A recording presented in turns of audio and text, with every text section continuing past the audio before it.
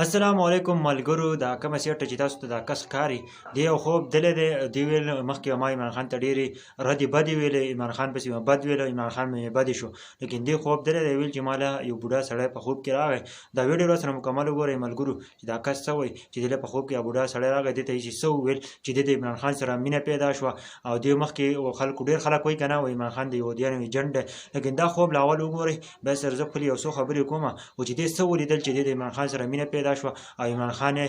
عزت اوس کوي نو راځئ ویډیو ګورو بیا پرې خپلې خبرې کوو. شپه چې کله ما ماخوستن لمونځ وکړو زه ډېرې ته لاړم نو زما د عادت دی زاره جمعه شپه باندې سل پېرې درود شریف وایم کم سے کم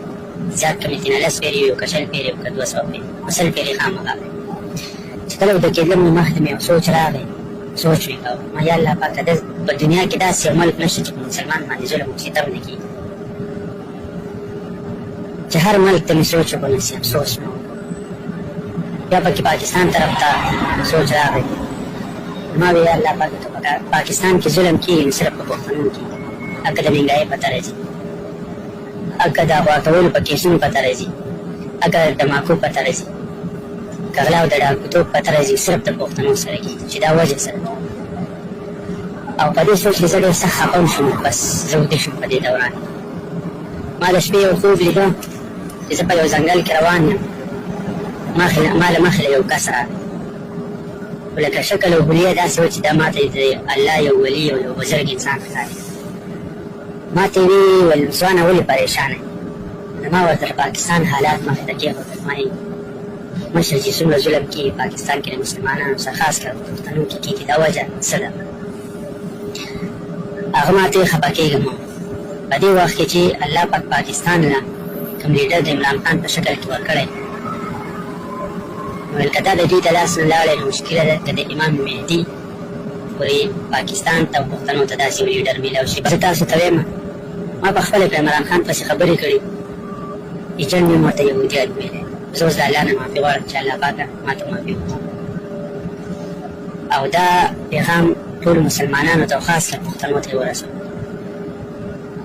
چې دا کوم غیرت یې په تاسو کې راوچت کړی کوم شعور هم لږ ریښ شوی دی چې اوس واپس کېنه کوشش وکړئ چې دا خپل لیډر دوباره را آزاد کړئ حمایت یې وکړئ مدد یې وکړئ کوم چې وکیلان دي هغوی نه زما ریکویسټ او دا بزرګ څوک دی دا بزرګ نوم دی قاسم نانوتي رحمت الله بس الله دې په موږ ټولو مسلمانانو باندې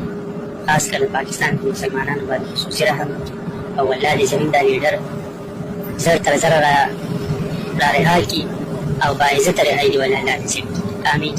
ویډیو مو کتله خوږو پښتنو دغه زمونږ لیډر تاسو ته پته ولګېده دا خوب هم اورېدلی مکمل ځکه چې خدای موږ له یو ډېر ښایسته لیډر راکړی دی او موږ سره اوس د هغې قدر نشته نو موږ له پکار دی چې د عمران خان قدر وکړو موږ له پکار دی چې موږ داسې خلکو نه واوړو چې هغه زموږ د اسلام خلاف راځي د نورو ملکونو تاسو ته پته ده زموږ ملک غلام دی که تاسو سوچ وکړئ نو دا 14 اګست چې تېر شوی دی نو خلکو په پاکستان په جنډو باندې پښې ښودي دومره ظلم شروع شوی دی مسلمانانو زموږ نن داسې خلک اوښتې رسیب د دې وجې نه چې دوی غلامي کوي او هغه اسلامي لیډر چې دا مخکې ویله شو چې یو لیډر به راځي او پاکستان کې او هغه عمران خان دی او دا بس اخرنی لیډر دی او دې نه پس پاکستان کې هم ښه لیډران نشي راتلی ملګرو نور ډېر راغلي بس دا اخرنی لیډر دی دې نه وروسته چېرته هم ښه لیډر را نشي او زموږ له دې قدر پکار دی چې موږ د عمران خان قدر وکړو او ځکه تاسو ته پته ده ډېرې سختې پاکستان دپاره یې تېرې کړې